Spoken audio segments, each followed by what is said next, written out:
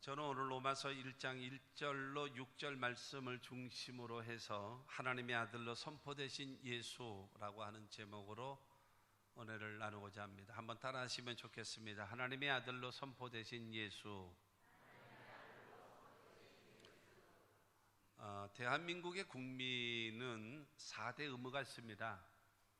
일단 국방의 의무도 있고요, 근로의 의무, 그 다음에 교육의 의무, 납세의 의무, 이 4대 의무가 있습니다. 이 의무를 다한 사람은 대한민국이 부여해주는 모든 그 권리를 얻을 수가 있습니다.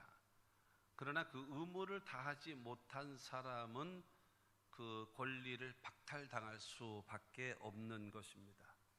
나라가 어려워지고 기업이 어려워지는 그런 가장 큰 이유 중에 하나가 뭐냐 하면은 의무를 다하려고 하지 않고 권리를 자꾸 주장하기 때문에 문제가 되어진다. 개인 이기주의도 있고 집단 이기주의도 있고 지역적 이기주의 같은 것들이 자꾸 많아지면서 의무를 다해서 그 다음에 전체가 살려고 하는 것보다는 나 개인만 잘 되려고 하는 그런 마음들, 이런 것들이 자꾸 어려움을 가져다 준다라고 생각합니다. 그래서 먼저 여러분 의무를 다할 줄 아는 그런 신앙적 자세.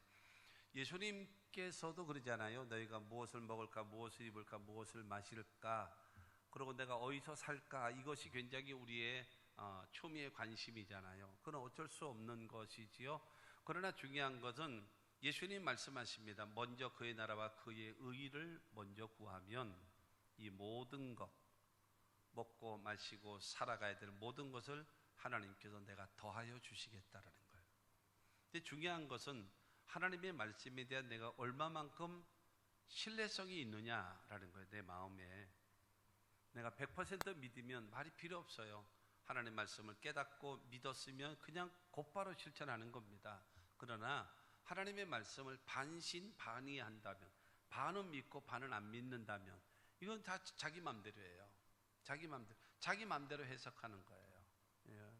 제가 이제 사람들을 상대하고 이제 이게 목회를 하다 보니까 그런 것 같아요. 상대방이 말하는 거를 이게 들어야 할 말을 듣지 않고요, 보면은 듣고 싶은 대로 듣습니다. 듣고 싶은 대로. 그렇기 때문에 오해를 하는 거예요. 듣고 싶은 대로. 그래서 엉뚱한 대답을 하는 경우도 많이 있습니다. 이해가 부족해서 그러기도 하겠고, 그러니까는 뭐냐면은 상대방이 한 말을 그대로 잘 받아들이면 되는데 받아들이지를 못하고 자기의 입장에서 들어요. 듣고 싶은 대로 듣는 겁니다. 하나님의 말씀도 그렇게 되어진다면 하나님의 말씀은 그냥 이렇게 메아리에 불과해버리고 말 겁니다. 그냥 이게 지나가 버리는, 내 길을 스쳐 지나가는 그런 말씀으로 끝나버리고 말 것이다라는 겁니다. 하나님 말씀에 대한 여러분 신뢰, 그 말씀에 대한 믿음을 갖고 하나님 말씀대로 순종하면 하나님께서 약속하신 말씀대로 이 모든 것을 더하시는 그 은혜가 임하게 될 줄로 믿습니다. 의무와 권리 할 때에 이제 의무를 먼저 하면 권리는 따라오겠다라고 말씀을 드렸어요. 하나를 더 이야기한다면 거기에 이제 우선순위입니다. 우선순위라고 하는 것은 먼저 할 일 먼저 하고 나중 할 일 나중 하는 겁니다. 이게 실패하는 사람은요, 나중 할 일을 먼저 하고 먼저 할 일을 나중 하는 거예요. 그러니까 일이 뒤죽박죽 되는 거죠. 그렇기 때문에 그 사람은 안 되는 거예요. 일이 꼬이니까요. 효과 있게 하지 못하는 거예요. 우리가 살아가게 되어지면서 그렇지 않습니까? 내가 해야 될 최우선 과제가 무엇인가, 그리고 중요한 일들이 무엇인가 해서 우선순위를 놓는 거예요. 그러고 나서 그 순서대로 일을 하게 되어지면 능률이 있죠. 생산률이 높아지죠. 그리고 시간적 여유도 많아지죠. 왜요? 순서 있게 가니까. 무질서하게 되어지면 그냥 바쁘게는 도는데 이룬 것이 없어요. 열매가 없단 말입니다. 그렇기 때문에 여러분, 우리가 신앙생활 하는 것도 마찬가지다라고 생각됩니다. 오늘 로마서를 보게 되어지면 로마서가 성경 중에 성경이라고 그런 표현을 쓰기도 하지 않습니까? 근데 이 로마서가 오늘 1장 1절로 6절까지 있는 이 말씀을 통해서 사도 바울이 로마서에 대한 그 말하자면 핵심적 인사, 로마 교회의 인사의 말을 하면서 로마 교회에 보내고자 원하는 메시지의 그 핵심을 거기다 다 집어넣었어요. 그래서 우리가 섬기는 예수는 어떤 분이신가? 그러면 그 예수께서는 나를 왜 부르셨는가를 기록한 것이 오늘 말씀입니다. 내가 믿는 예수가 어떤 분이신가를 우리가 분명히 알게 되어지면 예수를 섬기는데, 하나님을 섬기는데 더 훨씬 수월하지 않을까. 알고 믿으니까요. 알고 제대로 알고, 그러니까 상대를 제대로 알게 되어지면 합당한 영광, 합당한 대우를 하게 되어지는 것이기 때문입니다.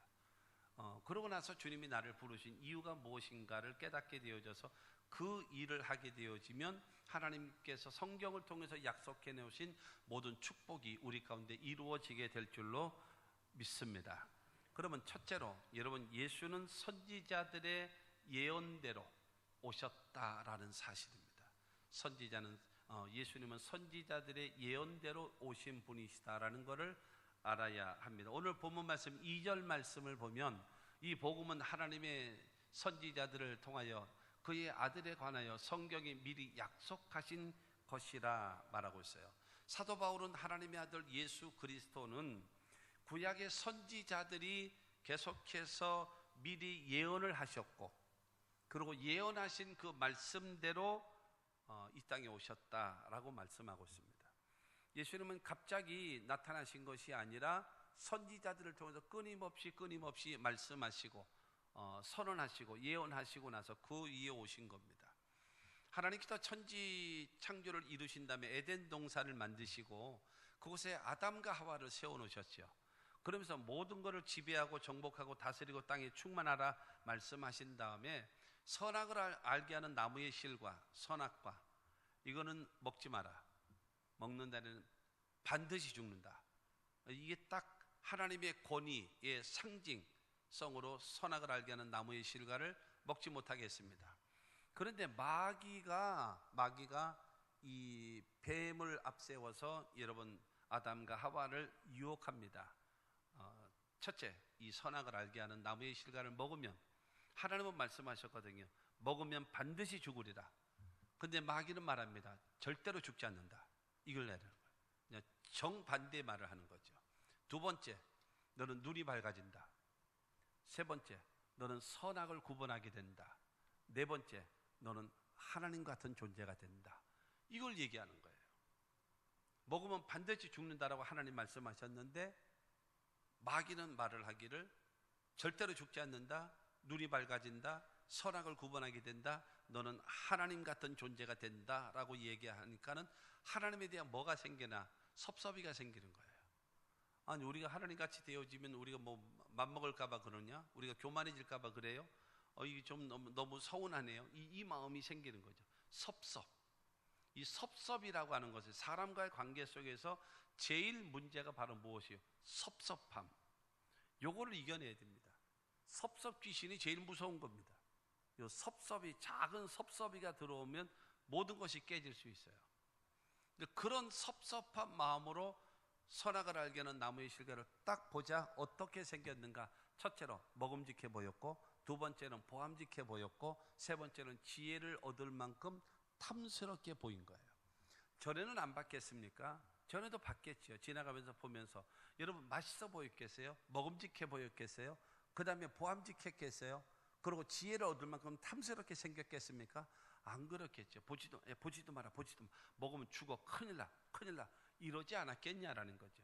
그러나 하나님에 대한 섭섭이가 딱 들어온 다음에 선악을 알게 하는 나무의 실과를 보자 달라지는 거죠. 먹음직했고 보암직했고 지혜를 얻을 만큼 탐스럽게 생긴 거예요. 그러니까 어떻게 되어지나요? 주저하지 않고 따먹어버린 거예요.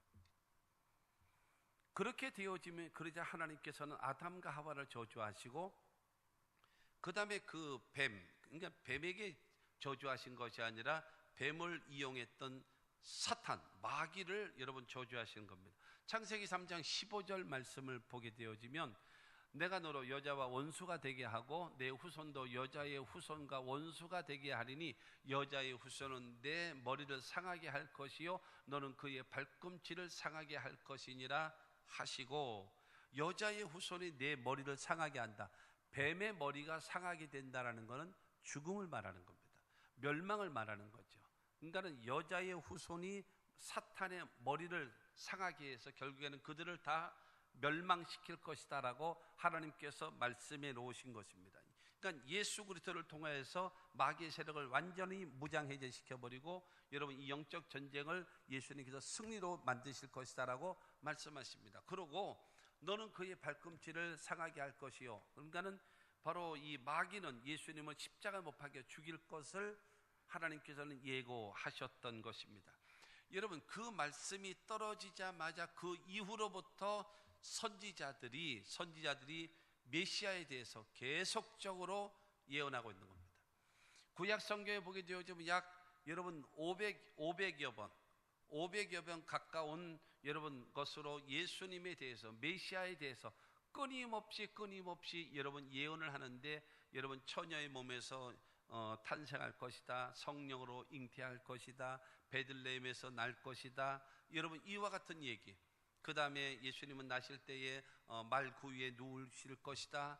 그 다음에 예수님은 애굽으로 들어갈 것이다. 뭐 이와 같은 이야기 뿐만이 아니라 예수님의 공생의 사역, 그 다음에 예수님께서 십자가 못 박혀 죽으시는 것, 사흘 만에 부활하시는 것, 그 다음에 승천하시는 것, 그 다음에 하나님 보좌 우편에 앉으시고, 그 다음에 마지막 때에 예수께서 산자와 죽은 자를 심판하러 오시는 이거에 대해서 여러분 구약 성경에 보게 되어지면 약 500여 번 가까이 여러분 메시아에 대해서 계속적으로 뭐 하셨는가 하면 예언의 말씀하셨고, 예언의 말씀대로 예수님은 이 땅에 오셨다라고 하는 사실을 기억하시기 바랍니다.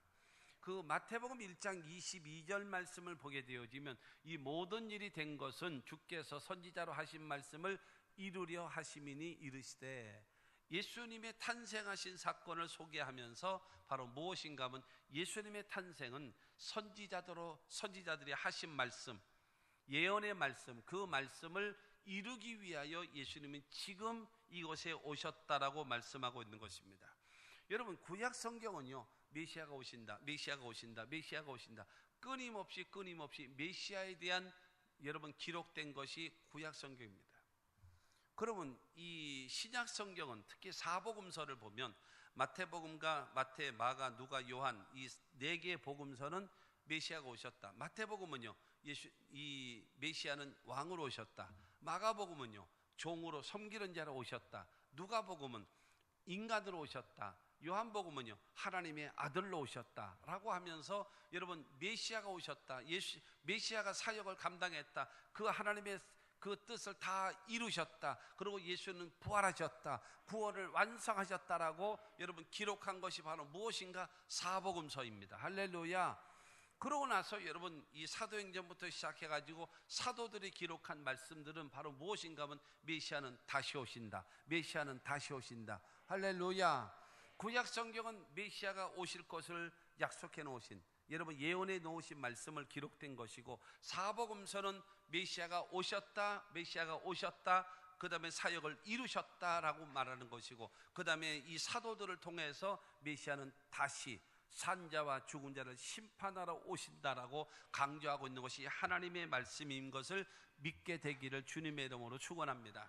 아모스 3장 7절 말씀을 보면 주 야훼께서는 자기의 비밀을 그종 선지자들에게 보이지 아니하시고는 결코 행하심이 없으시리라.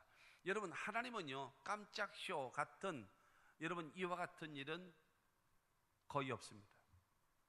하나님은 언제나 말씀이신 하나님은 언제나 말씀하시고 말씀하신 다음에 때가 되어지면 하나님은 이루시는 하나님이십니다. 믿게 되기를 바랍니다.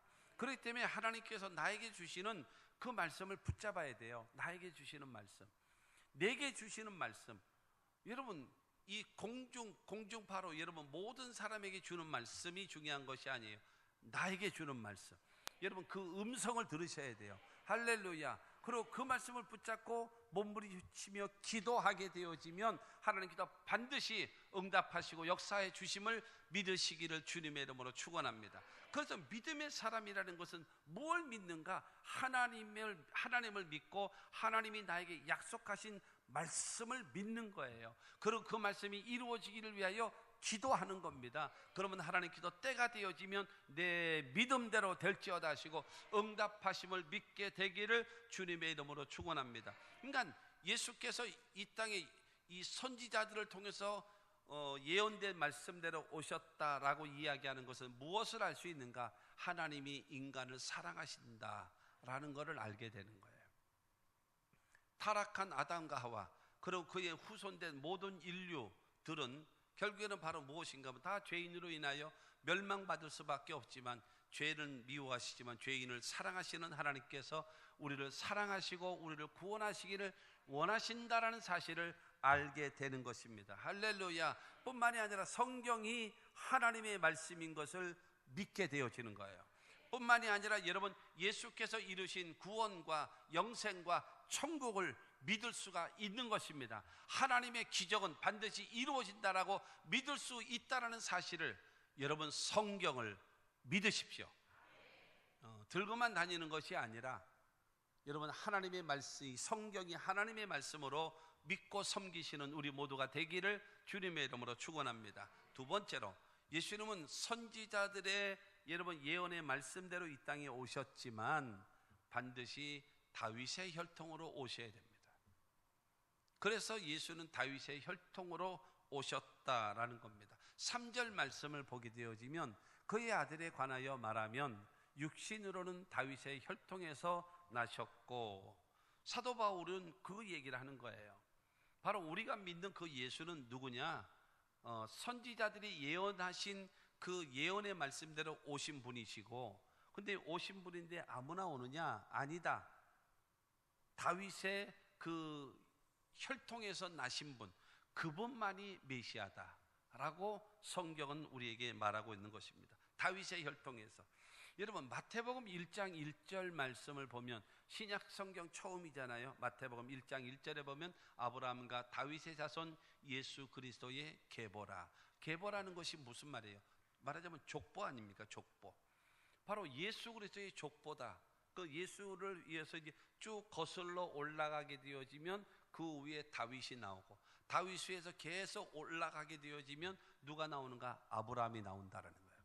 그러니까 아브라함의 후손, 그 다음에 저기 쭉 내려와서 그 다음에 다윗 왕의 후손, 그 중에서 바로 우리 주 예수 그리스도 메시아가 탄생할 것을 성경적으로 말씀하고 있습니다. 그래서 여러분 예수님의 양아버지인 요셉도 누구 자손이에요? 유다 지파죠. 여러분 아브라함이 있고, 아브라함에게는 그 이삭이 있잖아요. 이삭에게는 또 이제 에서와 야곱이 있었는데, 아브라함, 그 다음에 이삭, 그 다음에 야곱이잖아요. 야곱에게는 12아들이 있었는데 그 중에서 네 번째 아들인 유다가 이 가문의 복을 받았어요. 이 족보의 복을 받아서 이어가는데, 유다 지파가 아브라함과 이삭과 야곱을 이어서 유다로 이어가거든요. 그러니까는 이 유다 지파에 속한 자, 그가 바로 요셉입니다. 그리고 예수님을 낳으신 마리아 같은 경우도 여러분 이 유다 지파의 사람, 그 아브라함과 다윗의 그 혈통에서 여러분 온 자. 그렇기 때문에 그 양아버지 요셉도 마찬가지고, 예수님을 탄생시킨 마리아도 다 어디 사람인가? 유다 지파 사람이다라고 하는 거, 다윗의 혈통이라는 겁니다. 그러면 왜 아브라함과 다윗의 자손이라고 하나님이 하셨는가, 세우셨는가? 창세기 22장 18절 말씀을 보면 내 씨로 말미암아 천하 만민이 복을 받으리니 이는 내가 나의 말을 준행하였음이라 하셨다 하니라. 여러분 하나님은 아브라함에게 첫째로 얼마만큼 네가 나를 사랑하느냐, 두 번째로 내가 너에게 했던 말을 얼마만큼 믿고 있는가, 하나님은요 확인하고 싶은 거예요. 확인. 여러분 그렇지 않겠습니까? 사람과의 관계, 부부간의 관계도 그렇고, 여러분 이 관계 속에서 뭐가 필요하겠어요? 확인이 필요한 거예요. 내가 믿을 수 있는가, 확인이라는 것이 필요합니다. 하나님도 그 아브라함을 확인하고 싶은 거예요. 그래서 100살에 낳은 자식 이삭, 하나밖에 없는 자식. 그래서 하나님이 아브라함에게 말씀하시기를, 아브라함아 내 독자 사랑하는 그리고 아들 이삭, 뭐 빼도 박도 못하게끔 딱 지정해놨어요. 이삭, 그를 모리아 산에서 갖다가 번제로 바쳐라. 번제를 바치는 것은 완전히 이 세상적 말로 얘기하면 다 토막 내는 거죠. 토막을 내서 똥 빼놓고는 전부 다 불태워서 드려지는 것이 번제입니다. 그러니까 100살에 나온 자식, 그를 번제로 나에게 바쳐라라고 명령 내리신 겁니다. 그러면서 하나님께서 나를 얼마만큼 믿고 있는가, 내가 했던 말을 얼마만큼 신뢰하고 있는가를 주님께서는 확인하고 싶은 거예요. 그래서 창세기 22장을 통해서 보면은 하나님이 아브라함을 시험하셔서 그 말씀을 하신 겁니다. 그래서 이삭을 바치라는 거죠. 그러자 아브라함은 알았습니다. 그러고서 그 다음날 새벽에 이삭을 깨웁니다. 그리고 종들을 부릅니다. 그래가지고 나귀에다가 장작을 싣고 그 다음에 여러분 자기 아이와 함께 사흘길을 갑니다. 사흘길을 가요. 그리고 모리아산에 올라가면서 장작을 아들에게 다 지어놓고 그러고 올라가자, 그러고 올라가는 겁니다. 여러분 심지어는 그렇게 묻는 거예요. 아버지, 장작도 있고 아버지 손에는 칼도 있고 그리고 불도 있는데 번제로 드릴 양은 어디 있습니까? 딴 때는 이제 양도 끌고 올라갔는데 번제로 드릴 양은 어디 있습니까? 그때 하나님께서 그 아브라함이 하나님께서 예비하신다. 너다, 네가 제물이다. 이러면 도망가지 않겠습니까? 근데 그 아브라함이 하나님께서 예비하신다. 그러고 올라가는 거예요. 그리고 제단을 쌓아놓고 나서 그 다음에 이삭을 잡아서 여러분 제물을 드리려고 칼을 드는 거예요. 그때 하나님께서 아브라함아 내 아들 이삭에게 손대지 마라. 그러면서 이제야 정말로 네가 나를 믿는구나. 정말로 나를 경외하는구나. 내가 이제 알았다 라고 말씀하시면서 너로 인하여 너의 그러고 후손으로 인하여 내 씨로 말미암아 천하 만민이 복을 받을 수 있는 그 축복이 임하고 뿐만이 아니라 여러분 메시아를 탄생할 것을 말씀해 놓으신 겁니다. 할렐루야. 이 아브라함의 믿음입니다. 아브라함의 믿음. 그래서 그 이스라엘의 대대로 복을 받을 수 있는 놀라운 역사가 이루어지게 된 것입니다. 할렐루야. 근데 성경에 보면 히브리서 11장에 보면 어떻게 해서 아브라함은 하나님으로부터 시험 받을 때 어떻게 해서 이삭을 드릴 수 있었는가? 그걸 묻는 거예요. 히브리서 11장 17절로 19절을 통해서 말하고 있습니다. 내 아들이라 후손이라 칭할 자는 이삭으로 말미암으리라. 그래서 이삭이라고 딱 하나님이 정하셨어요. 네 아들들 가운데다 라고 하는 것이 아니라 이삭으로 딱 정해 놓으셨어요. 그런데 이 이삭을 바치라, 번제로 드리라 했기 때문에 하나님은 반드시 내 아들 이삭을 내가 죽였다면, 죽은 자리에서 내가 불태워서 번제로 드렸다면 잿더미 가운데서라도 내 아들을 살리실 줄로 믿습니다 이러고 그러고 나서 하는 거예요. 그러니까 하나님이 여러분 그의 믿음을 보신 거예요. 그의 믿음을 보시고 나서 정말로 네가 나를 믿는구나, 정말로 나를 사랑하는구나, 정말로 내 말을 신뢰하고 있구나, 그러면서 믿음의 조상으로 삼으셨다는 사실을 믿으시기를 바랍니다. 그렇기 때문에 여러분 하나님은요, 나는 아브라함의 하나님이다 라고 말씀하시는 거예요. 믿음. 여러분 그 믿음으로 인하여서 그만큼 인정받는 신앙, 우리도 여러분 그와 같은 신앙, 하나님 앞에 인정받을 수 있는 신앙이 되시기를 바랍니다. 뭐 그런 말 있잖아요. 묻지도 않고 따지도 않고. 여러분 이렇게 되어지려면 묻지도 않고 따지지 않고 내가 기도하는 것을 들어주실 수 있을 정도가 되어지려면 하나님과 나와의 얼마만한 여러분 이 확신과 신뢰의 관계가 형성돼야 되겠습니까? 믿음의 사람. 하나님이 우리에게 보시기를 원하시는 것은 무엇입니까? 믿음이라는 거예요. 그러면 다윗의 혈통이잖아요. 아브라함과 다윗의 자손 우리 구주 예수 그리스도의 계보라. 다윗. 그럼 다윗은 뭐냐? 다윗. 여러분 사무엘하 7장 16절 말씀을 보면 내 집과 내 나라가 내 앞에서 영원히 보존되고 내 왕위가 영원히 경고하리라 하셨다 하라. 다윗이 왕이 되어지고 이스라엘 통합 이스라엘이 왕이 되어진 다음에 자기는 여러분 나무 중에 제일 좋은 나무 백향목으로 되어져 있는 궁에 사는 거예요. 시원하고. 너무나 좋은지요. 좋은 상황에서 있는데 가만히 보니까 하나님의 법궤가 그 태양빛 밑에 텐트 속에 하나님의 법궤가 있는 거예요. 이건 아니다. 나는 이 백향목 궁에 있으면서 어떻게 하나님의 법궤는 저 바깥에 햇빛 내리쬐는 이 더운 텐트 속에 있느냐. 이건 안 된다. 내가 하나님을 위하여 성전을 지어드리라. 그 나단 선지자를 불러서 그 이야기를 합니다. 그러자 나단 선지자는 옳은 생각입니다. 그 일을 하시죠 라고 이야기합니다. 그러고 나서 자기 집으로 갔을 때 하나님께서 나단 선지자를 부르십니다. 야, 네가 뭔데 허락을 하냐? 안 된다고 해라. 왜냐? 다윗이라는 사람은 전쟁에서 한 번도 져본 적이 없어요. 한 번도 져본 적이 없어요. 그 전쟁에서 한 번도 져보지 않고 일평생 여러분 전쟁만 했던 사람, 수많은 사람을 죽인 사람이죠. 그렇기 때문에 하나님 말씀하십니다. 저 다윗은 너무나 많은 사람의 피를 봤다. 너무나 많은 사람이 죽었다. 그래서 저 사람으로 인하여 너무나 많은 사람이 과부가 생겼고 너무나 많은 고아들이 생겼다. 여러분 지금하고 달라요. 옛날에는 남편이 없는 과부는요, 먹고 살 길이 그냥 완전히 없는 거예요. 그냥 완전 막막해지는 거예요. 막막해지는. 그리고 고아. 그렇기 때문에 가장 불쌍한 사람이 누구냐? 고아와 과부입니다.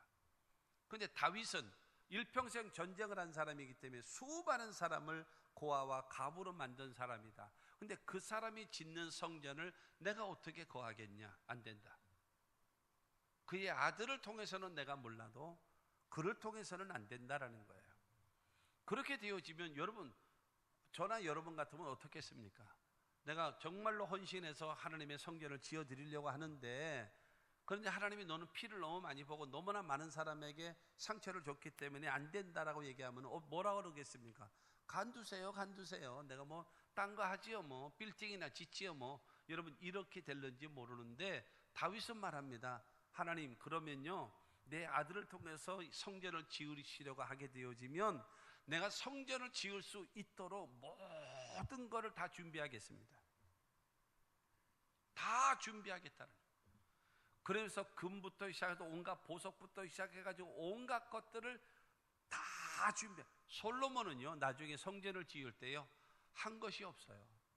그냥 명령만 내렸어요. 성전 짓자. 그러고 나서 성전을 얼마나 짓는가 하면 7년 동안 짓습니다. 그리고 성전 공사가 끝난 다음에 자기가 살 궁을 만들어요. 또 궁. 자기가 살 궁을 만들었는데 얼마를 짓는가 하면 14년을 짓습니다. 성전을 위해서는 7년, 자기를 위해서 14년 동안 성전을 짓습니다. 그런데 모든 재료를 다 준비시킨 자가 누구냐? 다윗입니다. 다윗이 다 준비해놓고, 그리고 더더군다나 여러분 전쟁의 위험이 있는 상황에서는 어떻게 성전을 짓겠어요? 이 구약 성경에 느헤미야가 나와요. 느헤미야. 이 바벨론에서 70년 생활, 포로 생활하다가 돌아오지 않습니까? 1차로 스룹바벨이 돌아와서 성전을 짓고, 그 다음에 2차로 그 에스라를 중심으로 와가지고 그들의 신앙을 회복합니다. 그 다음에 3차로 귀환한 사람들이 느헤미야라는 사람입니다. 모르십니까? 느헤미야? 아시죠? 이 느헤미야가 와서 뭐라 했는가 하면 예루살렘 성곽을 쌓습니다. 성곽이 있어야지만, 그러니까 집에 울타리가 있어야 도둑놈이 들어오지 못하는 것처럼 여러분 성에 이 울타리가 있어야 되잖아요. 성전이 있고 집들이 있으니까 울타리가, 그냥 성곽을 쌓는 거예요. 그런데 주변 나라들이 워낙 그냥 침략하려고 시시탐탐 노리는 거예요. 그렇기 때문에 느헤미야가 일을 시키면서 어떻게 했는가 하면 한 손에는 창을 들고 한 손에는 연장을 들고 그러면서 이 성전 외곽을 이게 쌓아놨어요. 여러분 이러면 일이 진척이 되겠습니까? 오래 걸리죠. 그러니까 다윗이 자기 아들 솔로몬이 하나님의 성전을 지어드리게 하기 위해서 이스라엘 주변에 있는 나라들을 전부 다 쳐부십니다. 아주 뺑 돌아가지고 이쪽 좌측은 다 이제 지중해 바다니까는 그쪽에는 없고, 그 다음에 이 위하고 아래하고 이 오른쪽에 있는 나라들 전부 다 점령을 해버려가지고 그 모든 나라들이 이스라엘 나라에다가 조공을 바칠 수밖에 없게끔 다 만들어버렸어요. 왜? 솔로몬이 마음껏 편안한 가운데 하나님의 성전을 지어드리라고 이렇게 만드신 거. 여러분 입장을 바꿔놓고 생각해 보세요. 하나님이 보실 때에 다윗은 어떻겠습니까? 너무너무 마음에 드는 거예요. 아멘도 안 하시네. 응? 여러분 내가 하지 못하는데 뭘 그렇게 애를 써서 해야 됩니까? 안 해도 되지 않습니까? 그러나 중요한 거는 내 아들이 하니까 모든 거를 성전을 위해서 내가 모든 거를 준비하겠습니다. 그리고 내 아들이 마음껏 편안한 가운데 성전을 지어드리기 위해서 주변에 있는 모든 나라들을 다 점령해 놓겠습니다. 이것이 다윗이거든요. 그렇기 때문에 하나님께서 이 다윗을 하나님이 인정하시고 그의 믿음과 그의 헌신을 인정하시고, 여러분 이 다윗이라고 하는 사람을요 사도행전 13장 22절과 23절 말씀을 봅니다. 패하시고 다윗을 왕으로 세우시고 증언하여 이르시되 내가 이새의 아들 다윗을 만나니 내 마음에 맞는 사람이라 내 뜻을 다 이루리라 하시더니 하나님이 약속하신 대로 이 사람의 후손에서 이스라엘을 위하여 구주를 세우셨으니 곧 누구요? 예수라. 할렐루야. 여러분 다윗의 이 하나님 마음에 맞는 이 초대왕 사울이라는 사람을 세워놨더니 이 월등해요. 이 사울이라는 사람이 월등합니다. 그런데 처음에는 정말 잘했는데 점점 가면서 교만해지는 거예요. 그리고 잘못된 생각을 갖는 거예요. 그래서 40년 동안 이 평가하신 다음에 그냥 패해버리셨어요. 그런 다음에 두 번째로 세운 왕이 바로 이 다윗을 세웠습니다. 원래 이 사울 왕은 베냐민 지파입니다. 베냐민 지파. 그래서 사울이 잘했다면은 사울의 아들 요나단이 이어서 왕이 될 수가 있었는데 그 사울이 잘못되어지는 바람에 그냥 끝나버리고 마는 거예요. 그래가지고 여러분 유다 지파로 바뀌어서 누구에게로요? 다윗에게로 왕권이 옮기게 되어졌어요. 그렇게 되어져서 그를 똑같이 이 유다 나라의 7년, 이스라엘 나라의 33년에서 똑같이 40년을 왕으로 세워놓고 하나님이 종합평가를 하시는데 하나님 내 마음에 맞는 사람이라, 내 마음에 맞는 사람이라. 그의 신앙이, 그의 믿음이, 그의 헌신이 하나님 보시기에 너무 맞은 거예요. 할렐루야. 그렇기 때문에 여러분 바로 내 마음을 맞는 다윗을 통해서 내 뜻을 다 이루리라. 그리고 그의 후손을 통해서 예수를 탄생시키신 거예요. 할렐루야. 그러므로 저와 여러분들 이 다윗 같은 경우는요, 이 사실 생각해 보세요. 사무엘이 다윗의 아버지 이새에게 연락을 합니다. 내가 몇 월 며칠 몇 시에 당신의 집으로 갑니다. 왜 오십니까? 당신의 아들들 가운데 이스라엘의 왕이 있어. 그래서 왕을 세우러 갑니다. 통지를 합니다.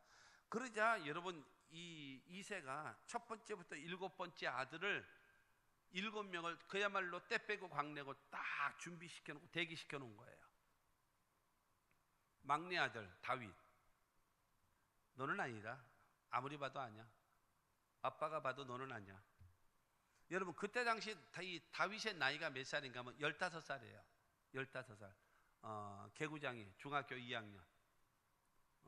15살. 여러분 그 나이에 그러니까 너는 아니다. 너는 가서 양이나 치고 있어라. 그걸 내보냈어요.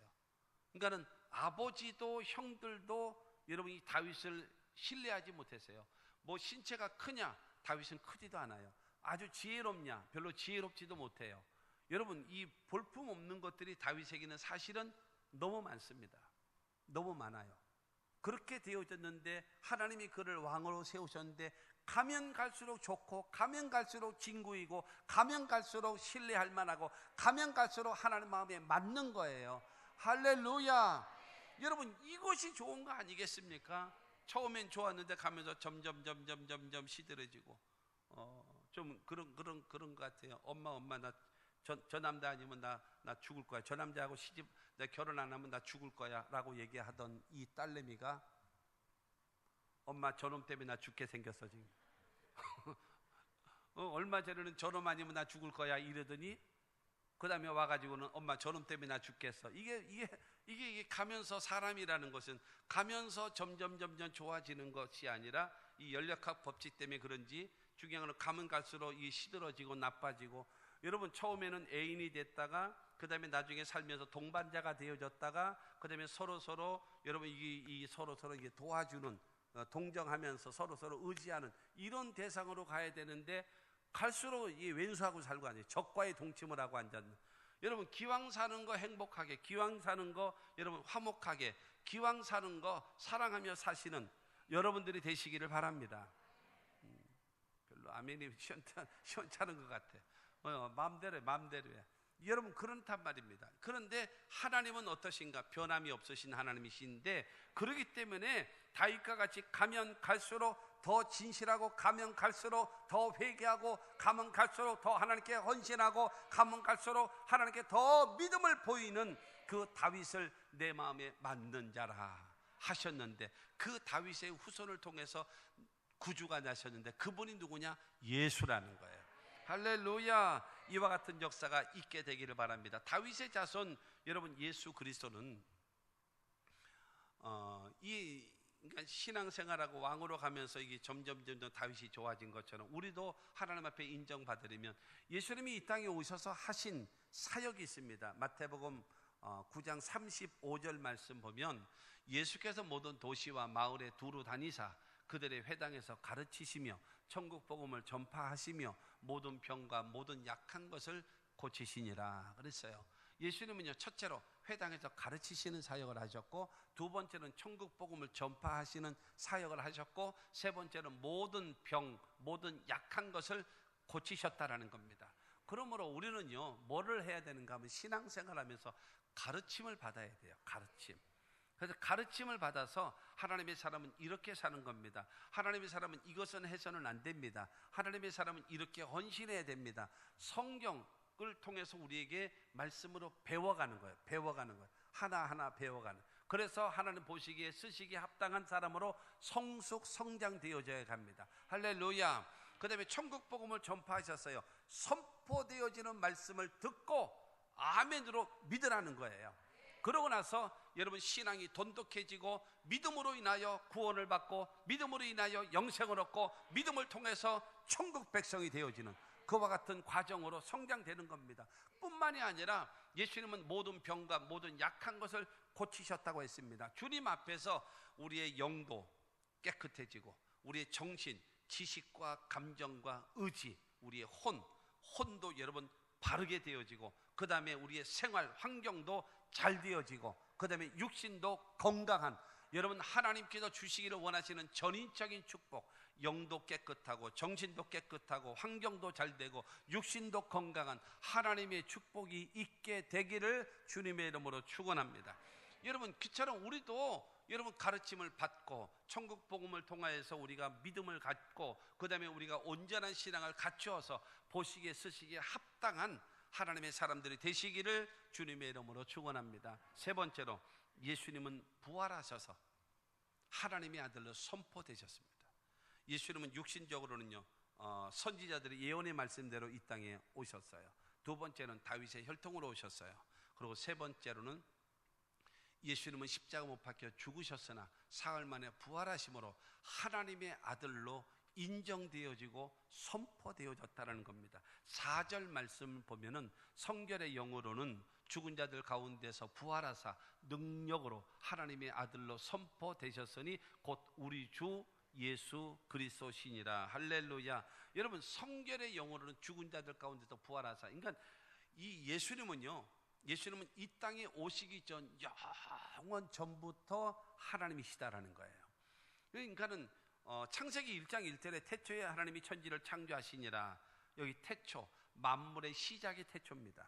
근데 요한복음 1장 1절에 보게 되어지면 태초에 말씀이 계시니라. 이 말씀이 하나님과 함께 계셨으니 이 말씀은 곧 하나님이시니라 말씀하세요. 그러니까는 요한복음 1장 1절에 나오는 태초는 영원 전의 태초입니다. 영원 전. 그렇기 때문에 영원 전부터 계신 그 말씀은 하나님이시다 그랬어요. 근데 영원 전부터 거하시는 말씀이 하나님이신데, 그 하나님이신 말씀이 요한복음 1장 3절에 보게 되어지면 천지와 만물을 창조하셨어요.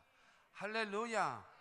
그리고 창조하신 그 하나님께서 요한복음 1장 14절 말씀 보게 되어지면 말씀이 육신이 되어 우리 가운데 거하심에 그의 영광을 보니 독생자의 영광이요 은혜와 진리가 충만하더라. 할렐루야. 말씀은 하나님이시고 하나님은 천지와 만물을 창조하신 분이시고 그 창조하신 말씀이신 하나님께서 육신을 입고 이 땅에 오셨는데 그분이 예수라는 거예요. 믿으시기를 주의 이름으로 축원합니다. 여러분, 성경은 그것을 말하고 있어요. 그러니까 제대로 알아야 요동치 않고 흔들림이 없는 신앙의 사람이 되는 거예요. 예수가 선지자들의 예언의 말씀대로, 하나님의 말씀과 예언의 말씀대로 오신 분이시고, 오셨는데 조건이 뭐냐? 다윗의 혈통이다. 맞다, 예수는 다윗의 혈통으로 오셨다. 그리고 성결의 영으로는 죽은 자들 가운데 부활하셔야 된다. 여러분, 예수가 하나님의 아들로 이 땅에 오셨는데 하나님의 아들로 입증되어져야 되잖아요. 입증. 그렇지 않겠습니까? 입증되어야 되지 않겠어요? 하나님도 아브라함을, 그의 믿음을 확인하신 것처럼 세상에 있는 사람들도 예수가 하나님의 아들이신 것을 여러분 믿을 수 있을 만한 입증이 돼야 되잖아요. 뭐 여러분, 병자를 낫게 했다. 그거는요, 이 여러 가지 의료 조건으로도 되고요. 심지어는 그 요한계시록에 보면은 마귀는요, 마지막 때 마귀는요, 죽은 자도 살려요. 병든 자 치료하는 것은 아무것도 아닙니다. 그러니까 기적을 보고 하나님을 믿는다는 것은 이 한계성이 있습니다. 확실한 증거가 있어요. 확실한 증거. 그 증거는 바로 무엇인가 하면 죽은 자 가운데서 살아나는 것밖에는 확실한 증거가 없는 거예요. 왜냐? 모든 사람은 죄 때문에 다 죽거든요. 죽거든요. 공자도, 부처도, 그 다음에 저기도 맹자도, 그 다음에 이 석가도 다 죽었어요. 위대한 스승이죠. 위대한 선생입니다. 정말로 유능한 자들입니다. 그러나 그들은 종교의 대상이 될 수가 없는 이유가 그들은 다 죽었어요. 죽음으로 끝이 난 겁니다. 그러나 우리 구주 예수 그리스도는 인류의 죄를 담당하시고 십자가 못 박혀 죽으셨으나 사망 권세를 깨뜨리시고 예수님은 부활하셨다라는 거예요. 할렐루야. 여러분, 인류의 죄를 담당하시고 십자가 못 박혀 죽으셨으나 예수에게는 뭐가 없어요? 죄가 없어요. 근데 사망의 권세가 그를 붙잡고 지옥으로 끌어내릴 수 있는 뭐가 없는가 하면 힘이 없는 거예요. 왜? 예수에게는 죄가 없고 예수에게는 생명이 있기 때문입니다. 여러분, 잘 기억하세요. 이 모든 우주 만물에서, 하나님이 창조하신 모든 우주 만물에서 거짓이 있는 곳은 인간의 혀밖에 없습니다. 하나님께서 창조하신 모든 우주 만물 속에 거짓말하는 것은 인간의 혀밖에 없습니다. 인간의 혀밖에 없어요. 하나님이 창조하신 것에는 뭐가 없어요? 거짓이 없어요. 영의 세계도 거짓이 없습니다. 그러나 기억할 것은 이 하나님이 없는 공산주의, 사회주의에는 뭐가 없는지 아십니까? 첫째, 진실이 없습니다. 돌아서서 거짓말인 것을 들통이 날지라도 천연덕스럽게 거짓말을 내뱉습니다. 이 사회주의 공산주의자들은 뭐가 없는가 하면 첫째로는 진실이 없어요. 두 번째는 뭐가 없는지 아십니까? 정의가 없어요. 정의. 세 번째는 무엇이 없는가? 모든 사람들에게 자유가 없습니다. 그리고 가장 중요한 건 네 번째가 무엇이 없는가? 그 사회주의 공산주의 사상에는 하나님이 없습니다. 이 좌익 세력에는요, 뭐가 없다고요? 진실이 없고, 두 번째로는 이 정의가 없고, 세 번째로는 자유가 없고, 네 번째로는 하나님이 없어요. 그렇기 때문에 사회주의, 공산주의, 좌파는 안 되는 거예요.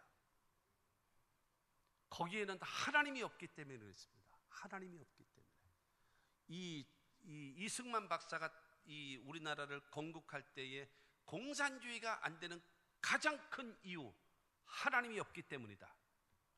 그 공산주의는 하나님이 없기 때문에 공산주의는 절대로 안 된다. 하나님을 섬기는 자유민주주의가 되어져야 된다 해서 대한민국이, 여러분, 78%의 대한민국 국민들이 사회주의가 70%, 공산주의 7%, 민주주의 7%, 1946년도 4월 달에 우리 대한민국 동아일보에서 설문조사한 것이 나와 있는 거예요. 우리나라가 어디로 가겠다라는 거예요. 공산주의로 갑시다. 7%. 사회주의로 갑시다. 공산주의나 사회주의자는 같은 거지. 같은 뿌리에서 나왔으니까요. 사회주의로 갑시다. 70%. 자유민주주의, 미국과 같이 민주주의로 갑시다. 7%. 완전히 78%가 여러분 사회주의, 공산주의 간다 그러는 거예요. 그때 여러분 한국교회가, 이승만 박사가 한국교회를 통해서 안 됩니다. 공산주의는 안 됩니다. 사회주의는 안 됩니다. 거기에는 하나님이 없기 때문입니다. 자유가 없기 때문입니다. 우리는 민주주의로 가야 됩니다. 그래서 여러분 한국에 있는 여러분 그 당시에 목사님들이 강단에서 여러분 이승만 박사의 요구에 따라서 여러분 끊임없이 강조해서 대한민국은 공산화되지 않고 자유민주주의가 되어진 것은 누구 덕분이에요? 이승만 박사와 한국교회 덕분이에요. 할렐루야. 여러분 사회주의가 좋습니까? 공산주의가 좋으십니까? 좌파가 좋습니까? 정신 차리십시오. 정신 차리십시오. 지난 8월 14일 날 설교했을 때 왜 우리 한국 사람들이 공산주의와 사회주의, 좌파를 좋아하는가 이유에 대해서 설교한 거를 유튜브를 통해서 다시 한번 들어보십시오. 안 되는 겁니다. 하나님을 섬기는 자유, 민주주의를 중심으로 세워질 때만이 하나님이 축복하시는 것입니다. 할렐루야. 예수님은요 십자가 못 박혀 죽으셨으나 여러분 그에게는 죄가 없기 때문에 사망 권세가 그를 붙잡고 지옥으로 끌어갈 수가 없기 때문에 예수님은 사망 권세를 깨뜨리시고 부활하셨습니다. 로마서 4장 25절 말씀 보면 예수는 우리가 범죄한 것 때문에 내줌이 되고 또한 우리를 의롭다 하시기 위하여 살아나셨느니라. 할렐루야. 예수님은 나의 죄를 위하여 죽으셨어요. 그리고 나를 의롭게 하나님 앞에 설 수 있게 하기 위하여 예수님은 부활하신 것입니다. 나를 위하여 죽으시고 나를 위하여 부활하신 예수를 믿으시면 여러분 예수님은 고린도전서 15장의 말씀과 같이 부활의 첫 열매가 되셨기 때문에 부활의 첫 열매가 무엇입니까? 사과나무가 있는데 첫 열매가 맺었어요. 그러면 그것으로 끝인가요? 그 다음에 줄줄이 사과가 맺어지잖아요. 그처럼 예수께서 부활의 첫 열매가 되셨기 때문에 여러분 우리 모두가 예수가 나를 위하여 죽으시고 나를 위하여 부활하신 예수를 나의 구주로 믿습니다 라고 얘기하면 우리도 부활에 동참하게 되어지는 겁니다. 할렐루야. 나를 위하여 죽으시고 나를 위하여 부활하신 예수를 나의 구주로 믿습니다 하면 여러분들도 부활의 영광에 동참하는 거예요. 할렐루야. 여러분 예수는 나의 죄 때문에 죽으셨고 우리를 의롭다 하시기 위하여 다시 살아나신 예수, 그분이 하나님의 아들로 선포되고 인정받게 되어진 겁니다. 예수께서 십자가 못 박혀 죽으시다. 빌립보서 2장 9절입니다 9절에 보면 이러므로 하나님이 그를 지극히 높여 모든 이름에 뛰어난 이름을 주사 죽은 자리에서 하나님이 부활시키셨다라는 겁니다. 10절 말씀 보면은 하늘에 있는 자들과 땅에 있는 자들과 땅 아래 있는 자들로 모든 무릎을 예수의 이름에 꿇게 하시고 하늘에 있는 자, 하늘에 있는 천군 천사들, 그 다음에 예수 믿고 구원받아서 천국 가 있는 사람들, 그 다음에 땅에 있는 자들, 여러분 이 땅에서 하나님을 섬기는 자들, 그 다음에 땅 아래에 있는 자들, 마귀, 사탄, 그 다음에 예수 안 믿고 지옥 간 자들, 모든 자들이 예수의 이름 앞에 무릎 꿇게 만드시는 예수의, 여러분 예수님은 경배의 대상, 모든 피조물이 예수의 이름에 무릎 꿇게 만들어 놓으시고 할렐루야. 그리고 11절 말씀 보면은요 11절에 모든 입으로 예수 그리스도를 주로 시인하여 하나님 아버지께 영광을 돌리게 되느니라. 예수는 나의 주, 죽음에서 다시 살아나신 주, 무릎을 꿇고 입을 다 모아 예수는 나의 구세주, 주라고 예수를 고백하면 하나님이 기뻐하신대요. 하나님이 영광을 받으신대요. 왜냐? 자 보세요. 하나님이 우리를 살리기 위하여 예수를 이 땅에 보내셨어요. 그리고 우리를 살리기 위하여 예수를 십자가 못 박혀 죽으셨어요. 그리고 예수를 그 다음에 우리를 의롭다 하시기 위하여 예수님을 부활시키셨어요. 그런 다음에 그 예수를 나의 주라고 고백하면 다 멸망받을 자들이 영생을 얻고 천국 백성 되어지고 하나님의 나라로 오기 때문에 이게 누구 작품입니까? 하나님의 작품이라는 거예요. 그저 예수는 나의 주라고 고백하면은요, 하나님이 영광을 받으시고 하나님이 기뻐하신답니다. 여러분 따라하시 바랍니다. 예수님은 나의 구주이십니다. 여러분 이것을 나에게 고백하면 하나님께서 기뻐하심을 믿으시기를 주님의 이름으로 축원합니다. 히브리서 12장 2절 말씀 보세요. 믿음의 주여 또 온전하게 하신 이 예수를 바라보자.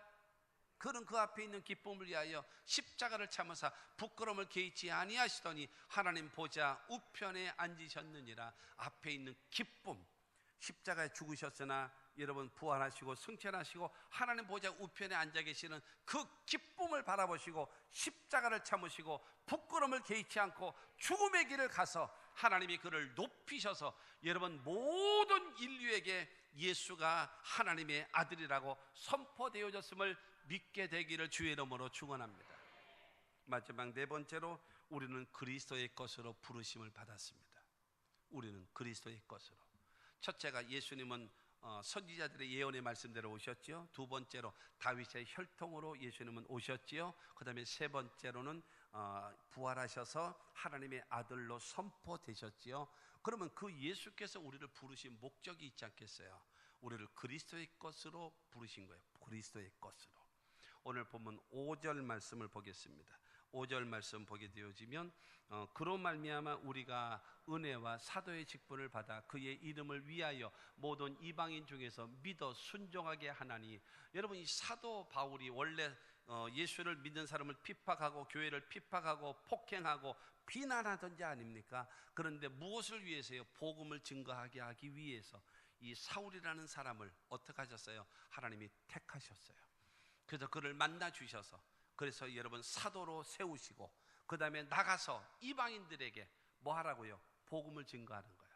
그래서 많은 이방인들에서 예수를 믿고 예수님 말씀에 순종해서 구원함을 얻게 되어지고 영생함을 얻게 되어지는 그 은혜가 임해서 하나님이 나를 부르셨다라는 거예요. 할렐루야. 그러면서 6절을 말합니다. 6절에 뭐라고 하느냐? 너희도 그들 중에서 예수 그리스도의 것으로 부르심을 받은 자니라. 나도 핍박자고 하나님 앞에 회방자고 그 다음에 그 고통을 주는 자이었지만 복음을 위하여 나를 사도로 세우셨고 그 다음에 나로 인하여 많은 영혼이 구원함을 얻은 것처럼 너희들도 하나님이 택하셨고 너희들도 하나님이 부르셨고 너희들도 하나님의 자녀 삼으시고 너희들도 하나님의 백성 일꾼 세우신 다음에 너희들을 통해서 구원받지 못한 가족, 구원받지 못한 주변의 사람들을 전도하기 위하여 구원하기 위하여 너희를 부르셨다라는 거예요. 목사님, 먹고 사는 문제가 더 중요해요. 아까 서론에 말씀드렸잖아요. 먼저 그의 나라와 그의 의를 구하면 여러분들이 먹고 살아야 되는 그 모든 일을 하나님이 도와주신대요. 할렐루야. 보이지 아니하는 하나님의 손으로 도와주시면 더 큰 거예요. 할렐루야. 믿게 되기를 주님의 이름으로 축원합니다. 그러므로 저와 여러분들이 신앙이 고린도후서 5장 19절 말씀에 보면 곧 하나님께서 그리스도 안에 계시사 세상을 자기와 화목하게 하시며 그들의 죄를 그들에게 돌리지 아니하시고 화목하게 하는 말씀을 우리에게 부탁하셨느니라. 우리에게 여러분 복음을 전할 수 있는 직책, 그 다음에 하나님과의 사람과 원수된 사람들과의 화목하게 하는 말씀을 우리들에게 부탁하셨어요. 사랑하는 성도 여러분, 가족 지옥 보내면 안 됩니다. 여러분의 부모님 지옥 보내면 안 됩니다. 여러분의 자녀들 지옥 보내면 안 됩니다. 여러분을 세우신 목적은 그들을 구원시키라는 거예요. 영생 얻게 하라는 거예요. 천국 백성 삼으라는 거예요. 할렐루야. 그 은혜가 있게 되기를 주의 이름으로 축원합니다. 결론적으로 보면 1절 말씀입니다. 1절에 보면 예수 그리스도의 종 바울은 사도로 부르심을 받아 하나님의 복음을 위하여 택장함을 입었으니 부르심을 받았대요. 사도로 부르심을 받았대요. 어디에서? 다메섹 도상에서. 그래서 그리스도의 종이 된 거예요. 근데 무엇을 위하여 부르셨는가? 복음을 위하여. 하나님의 복음을 위하여. 복음을 위해서 하나님이 사울이라는 사람을 부르셔서 바울로 만드신 거예요. 부르셨다라고 하는 겁니다. 그러면서 택정함을 입었으니라고 하는 것은 직분을 주는 거예요. 사명을 주는 거예요. 그 일을 감당할 수 있도록 능력을 주시는 거예요. 할렐루야. 무엇을 위해서? 하나님의 복음을 위하여 하나님께서 우리를 부르셨고, 부르심을 순종하기를 원하는 자들에게 택정함을 주신 것처럼 여러분 힘도 주시고 능력도 주시고 권세도 주시고 건강도 주시고 하나님께서 모든 것을 공급하시는 은혜가 임할 것입니다. 무엇을 위하여 우선순위로 살아갈 것인가 하나님 앞에서 결정하십시오. 하나님이 기뻐하시는 일을 먼저 한다면 하나님은 여러분의 우선권으로 여러분을 도우실 겁니다. 우선순위에서 하나님이 세 번째로, 네 번째로, 다섯 번째로 밀리십니까? 그러면서 여러분의 기도의 제목에 우선순위로 하나님이 나를 도와주시기를 원하십니까? 그건 좀 문제 있지 않아요? 넌센스 아니겠습니까? 내가 하나님이 1번으로 제일 사랑하고 의지하오니 하나님도 나를 1번으로 사랑해 주시면 좋겠습니다. 이게 말이 맞지 않겠습니까? 할렐루야. 이와 같은 신앙 우리 모두, 여러분 이 복음 전하면요, 마지막으로 마태복음 28장 20절입니다. 내가 너에게 분부한 모든 것을 가르쳐 지키게 하라. 볼지어다 세상 끝날까지 너희와 항상 함께 있으리라 하시니라. 할렐루야. 여러분 복음 전하면서 하나님을 기쁘시게 하는 일을 감당하며 살아가게 되어지면 걱정하지 마라. 세상 끝날까지 내가 너희와 항상 함께 있을 것이다. 여러분 이와 같은 역사가 있게 되기를 바랍니다. 예수님 말씀하십니다. 요한복음 16장 33절에 너희가 세상에서 환난을 당하나 담대하라. 내가 세상을 이겼노라. 세상을 이기신 주님이 여러분과 함께 하시면 이길 수 있습니다. 승리할 수 있습니다. 우선순위를 바꾸십시오. 그러면 하나님이 여러분들을 도와주실 것입니다. 기도하겠습니다. 하나님 아버지, 은혜와 사랑을 진심으로 감사합니다. 하나님의 아들로 선포되신 예수님은 선지자들의 예언대로 이 땅에 오셨고 다윗의 혈통으로 이 땅에 오셨으며 십자가 못 박혀 죽으셨으나 사흘 만에 부활하심으로 하나님의 아들인 것이 입증되어졌고 그 예수를 믿는 자마다 영생함을 얻고 부활의 영광에 동참하게 하셨사오니 주님 감사합니다. 그러면서 우리를 부르시고 우리를 세우신 것은 아버지 하나님, 이방인들, 믿지 아니하는 가족들, 그들에게 복음을 전해서 하나님의 나라 확장시키기 위하여 우리를 세우셨사오니 택정함을 입어 하나님의 사명을 감당해서 우리들은 하나님의 영광을 위하여 살아드리고 하나님은 우리의 생애를 책임져 주시는 아름다운 관계를 이루며 살아가는 하나님의 사람들이 되게 하여 주시옵소서. 예수님의 이름으로 축복하며 기도하옵나이다. 아멘. 우리 잠시 통성으로 기도하겠습니다. 할렐루야. 거룩하신 하나님 아버지, 하나님 고맙습니다. 감사합니다. 하나님을 찬양합니다.